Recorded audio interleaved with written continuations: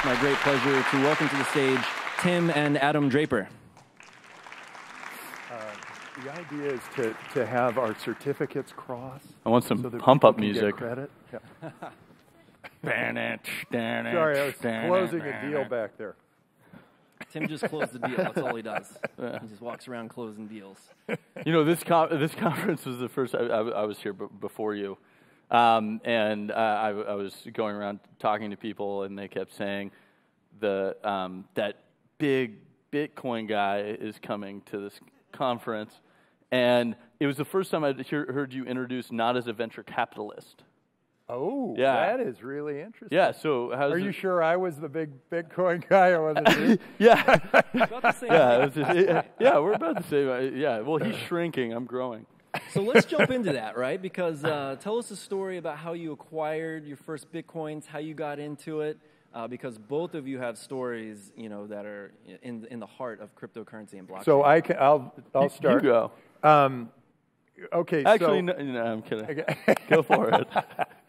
So for me, it was this Korean guy who came and visited me at my office, and he said, boy, Korea is really taking off with this massively multiplayer game. And it was a game that 40% of Korea was on. And I said, well, that's amazing. And he said, yeah, and I have a regular job, so I have to pay a guy to be my avatar for the 8 hours while I'm working, and then I can go back and play the game for the rest of my day. And I thought, wow, and he got me thinking that the world is going to have this land-based piece, territorial-based, and then it's going to have the virtual piece. And then I started to think, virtual, wow, you could have virtual money, you could have virtual whatever. And then these games started to come with virtual money, and I kept thinking, okay, well, but they were all isolated islands. They weren't like connecting with each other. And I thought, whenever they connect, that's the one I want to back. And then Joel Yarman came to me and said, hey, look at this thing called CoinLab. And I said, oh, that's great. And we backed CoinLab. And then I said to the founder of CoinLab, Peter Sen, I said, well, why don't I buy some Bitcoin? And he said, here, okay, I will take your money, and I'll take your money, and I'll go mine some Bitcoin for you. And I think we're gonna use this new chip that we've designed that's going to be much faster, and so we'll be able to mine it for 4 cents a Bitcoin. Right then, the Bitcoin price was about 6 cents. I said, that's great, buy a little and then do this. So he did it, and then the people who designed the chip for him front-ran him. I think it was Butterfly Labs. If any of you are from Butterfly Labs, you're getting called out here. And they mined for about 6 months after they had the chip made, and we didn't get it until Bitcoin was already at $36. And then we got some, and he mined it, and then he put it into this great exchange that was the biggest exchange, biggest market share, very secure, Mt. Gox. And so then We've heard of that one. Yeah, so Mt. Gox is there, and somehow they disappeared the money, and as soon as that happened and it became a big press item, I thought, well, that's the end. Too bad. This was going to be a really cool thing to have a global decentralized currency. It was going to be really cool, but now it's gone. But the next day, it only dropped about 15% in value, and I started to think, what? It's still around? People care about this?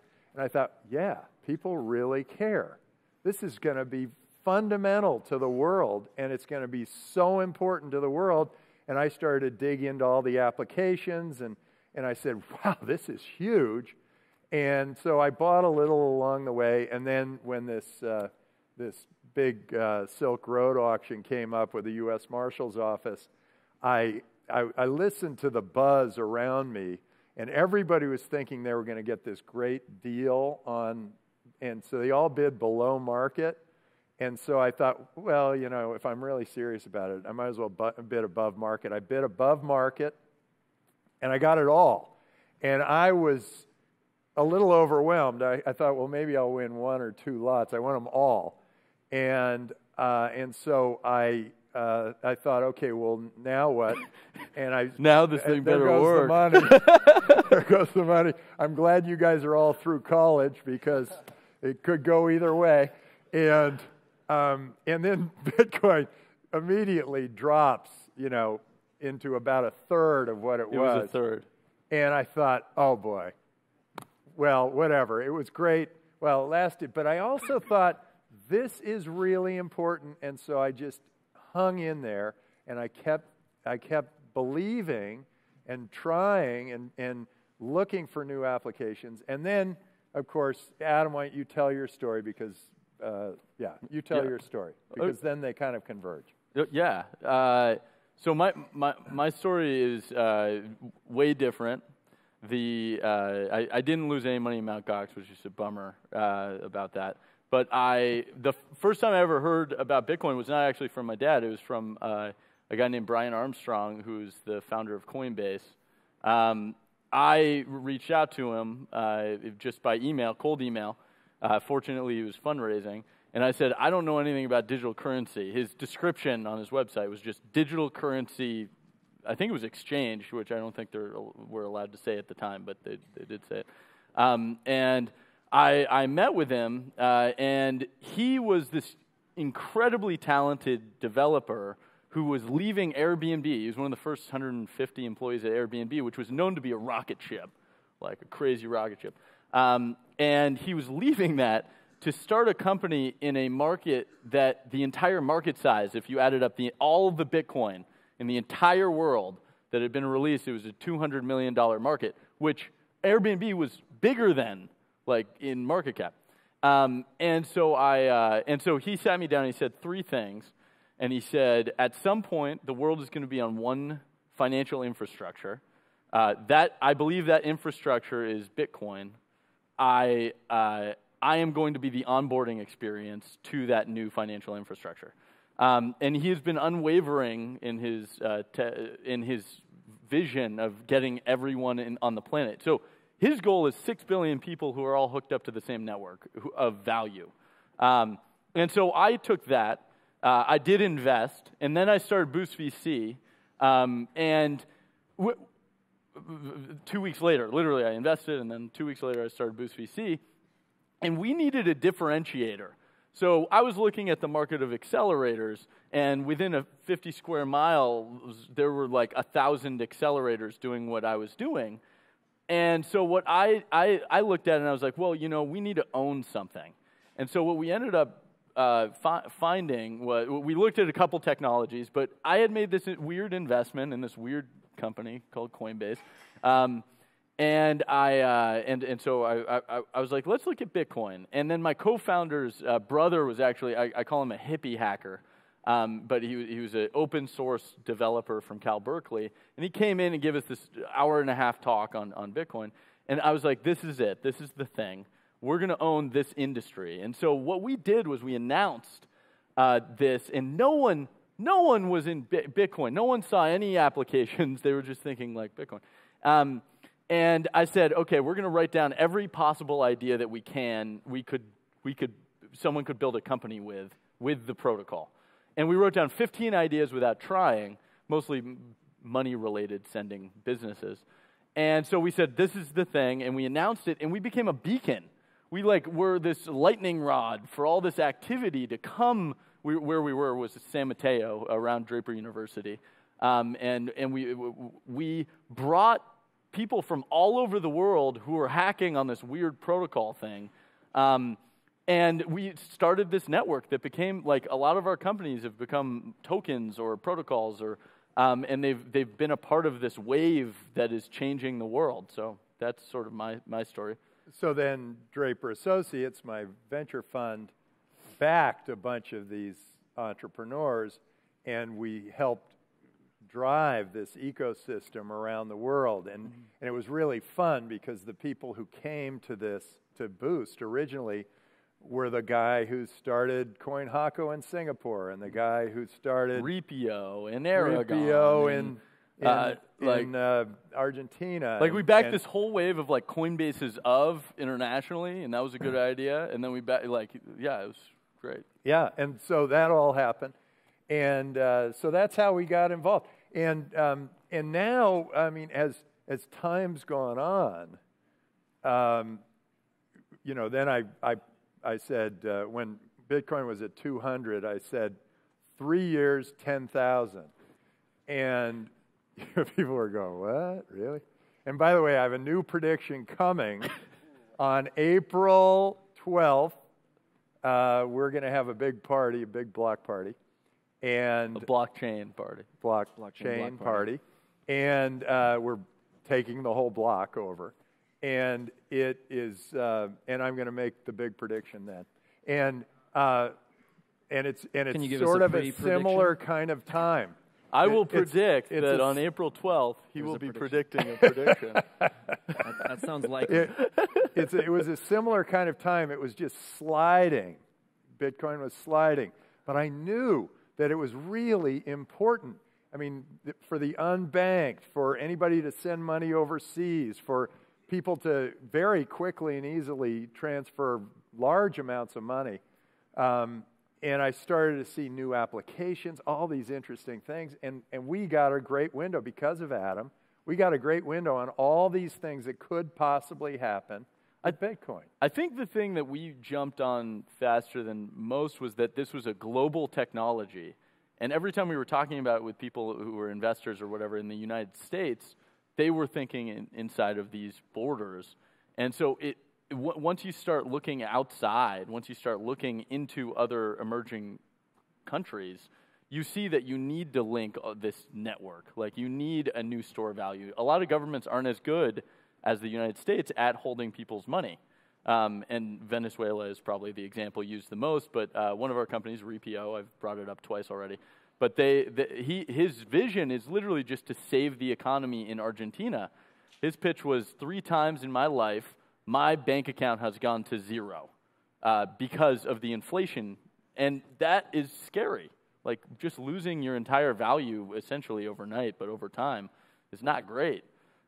This was the way he saw this as an escape, and so I think thinking global helped both of us have conviction. That's what I was trying to say. And then are the folks in your family, like, do they ever get tired of hearing the dinner table chats about cryptocurrency, about blockchain? Well, one person does. Right? The rest of us are totally into this. One person does. My wife. Does she take Bitcoin? This is what I'll say. Are we still talking about Bitcoin? Hey, what I will say. So for the last we've been. How long has it been? 4 years. 2012, 2013. Yeah, is right. Yeah. Okay, whatever time frame that is, 6 years. We've been raving and obsessed. Like, there's this whole period of time in the crypto history that's like I call it like the philosopher time, where we have to be philosophers, like articulating the vision because nothing works. Like there was this time period where nothing was working except for Bitcoin itself, and so we had to say eventually this is how the world's going to work. And during that time, I don't think our family liked us very much. I would take the other side. But then it took off. Crypto took off. We're still philosophizing, by the way. We're still, but we're philosophizing for the next 5 years. For the next 5 or 10. My prediction for 5 years out, well, I'm not telling you the real prediction, which is, by the way, it's after we're going to have a Bitcoin boot camp, and that's from April 9th to the 12th, and then it finishes. And tell us about the boot camp, because that's you actually delivering education to investors or to developers? Or to anyone who's interested.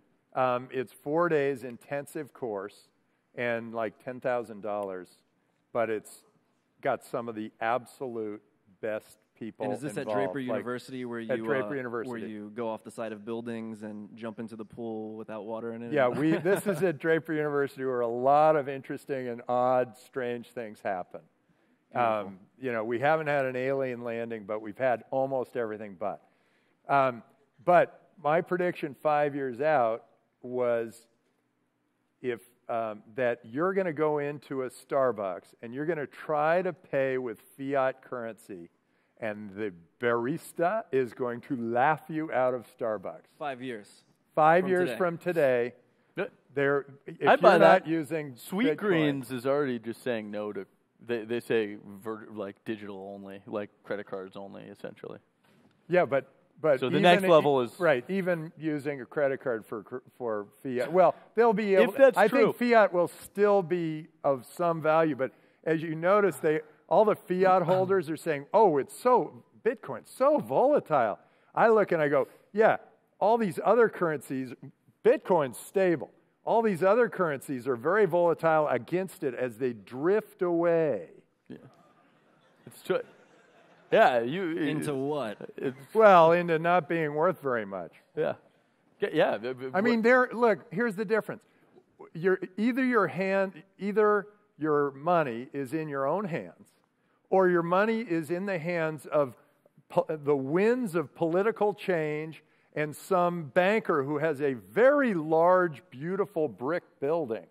By the way, we have both, should we tell them? Okay. We have both yes. are looking at banks and saying, I wonder when that one's going to be for sale. We just go around, we just go, probably get a good deal on that building. Completely. Good real estate. Yeah. We think they've got the best real estate, these banks. Yeah. And they're gone. Yeah, I actually don't have a vendetta against all banks. It's just Wells Fargo. There's no affiliation with Wells Fargo there.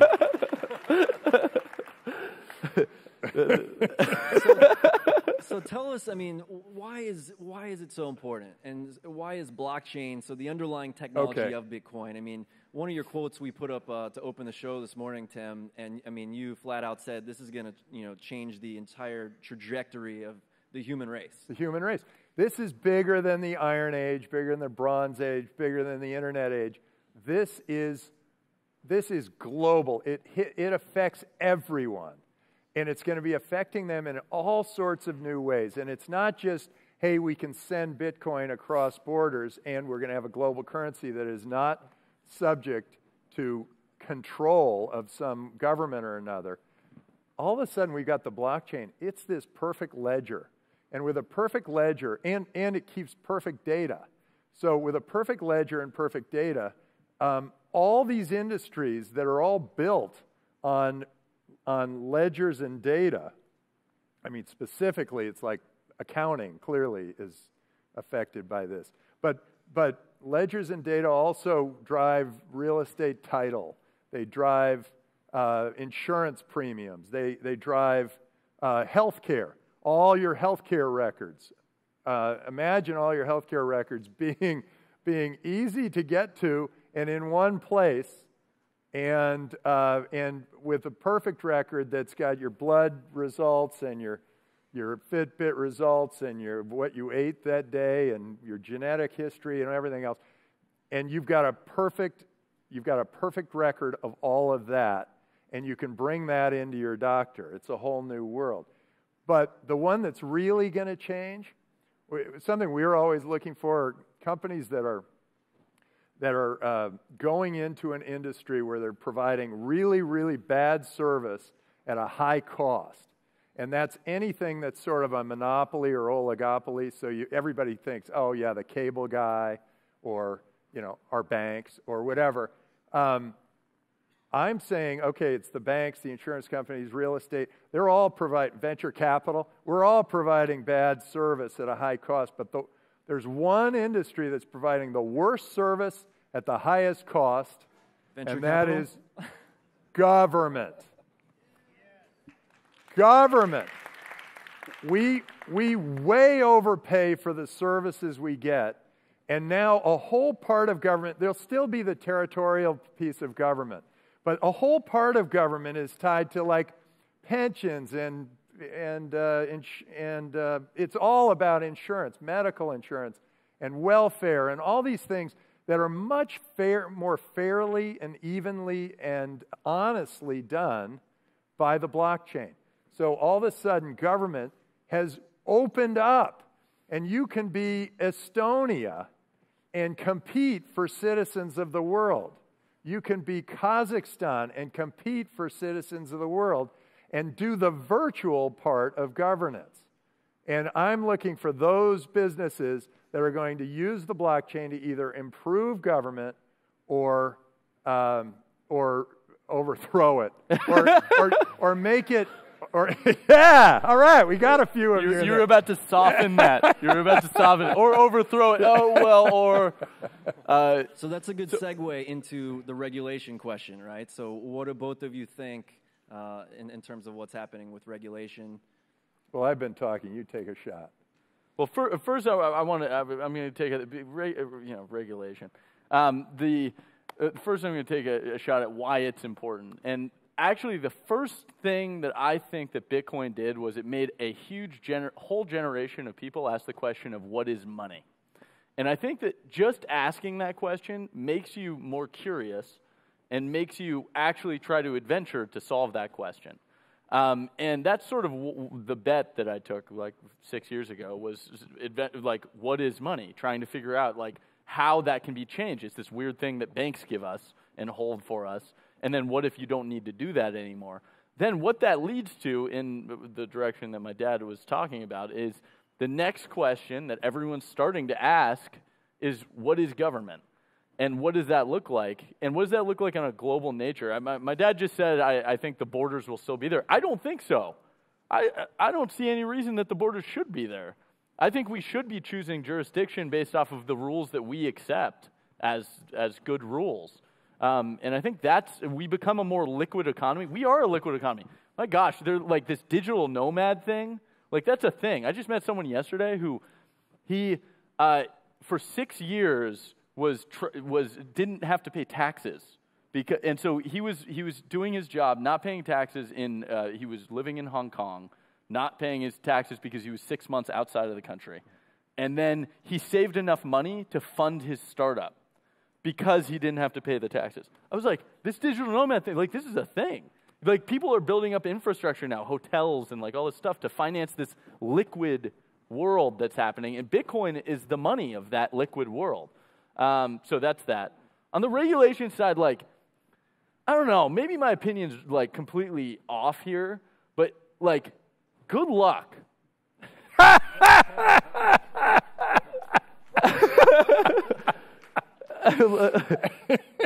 Like, my God, you want to challenge the crypto economy at anything, you will lose.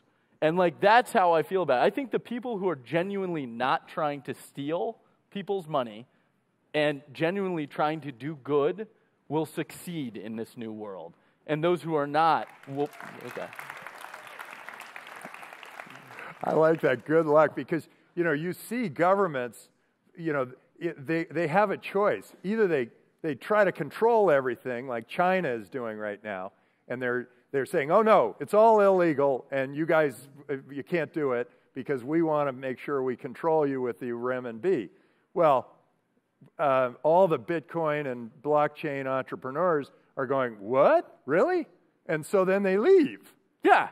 And then Japan sees all these guys leaving, and they go, hey, Bitcoin's legal tender here. We're good. Come on in, baby. Chill. We've had a sort of a flat economy for a long time, an aging economy. We'd like some young people in here. Come on in. And then Korea says, they followed China in their footsteps, and they kind of go, well, if China does it, maybe we have to. And then they go, okay, it's illegal. And then they get like 200,000 letters. People are bombing them with letters and trouble and whatever, and they finally go, okay, it's legal. I think it's, if you're trying to regulate, you're going to be playing whack-a-mole. And if you, and the people, here's what I'm worried about, the people who are regulating in, wherever that place is, Washington, D.C., they're like the grandfathers of the people who are creating this new economy. They are so far, it's 2 generation gaps away from the real economy, what's really happening in the world. Yeah. And I think they're just going to miss this whole thing. So in the future, no more grandpa money. It's only going to be grandchild money. Third generation crypto money. Yeah. I also, the thing that initially drew me to this world, this Bitcoin, it was called Bitcoin, by the way, originally. Like, now it's crypto and, like, awesome. Were the people, like, all of you, like, everyone in this audience, like, everyone is the most vibrant person I've ever met, and they're all so excited about just change. And that's really what we've been so excited about, is, like, at the end of the day, like, I have a podcast. I might as well advertise a podcast at the end of this. But, like, the idea is, like, show the personalities behind these technologies. And, like, I interview all these crypto people, and they're all the most dynamic person you've ever met. In weird ways. I'm not saying, like, you're going to like all of these people. But, like, they're all just so smart and so passionate and so determined. Like, at the end of the day, it's people that create the change. And so, like, I don't think of blockchain as a technology. I think of it as this movement of people that's completely going to change the world. And that's why I'm excited. I'm going to leave on that. So that's a great place to end it. Please join us in I just the thought, Drapers. I just thought about who's here in this audience. Okay, but be gentle with it, but I'm going to give you my email address, tim@draper.vc, because we are looking for people like you who are starting businesses and getting them going around this blockchain, and particularly if they're going after government, healthcare, finance, or something big, like a big chain. I mean, is there someone after us? We can keep going. Like, I just saw the clock, and I was like, is that supposed to be the thing that's delivering us away? Yes. Is that like the hook? So it turns out we're done. Wait, Let's talk about Brinkley, this guy. Is he regulating us? Yeah, is he regulating us? I thought we got rid of this regulation. This is what the government says when the inmates take over the asylum. I spoke at this J.P. Morgan conference, like all these high net worth individuals who are trying to learn about blockchain, and before it, they took us aside and they were like, Jamie Dimon actively is like really not for crypto. We'd really appreciate it if you don't say anything about it. And I was, because he controls all your fiat money. Yeah, and I was looking at this person. You're like, you're going to tell 3 crypto people not to say something about Jamie Dimon hating on this technology. And I was like, that was just like giving me a script. And maybe that was the intention, but it was not. It was not. She was like, please, just don't do this. And my job depends on it. And I was like, I'm sorry. Buy some Bitcoin. Thank you guys so much for coming and talking to us. But great, our pleasure. Thank you so much. Thanks for having me.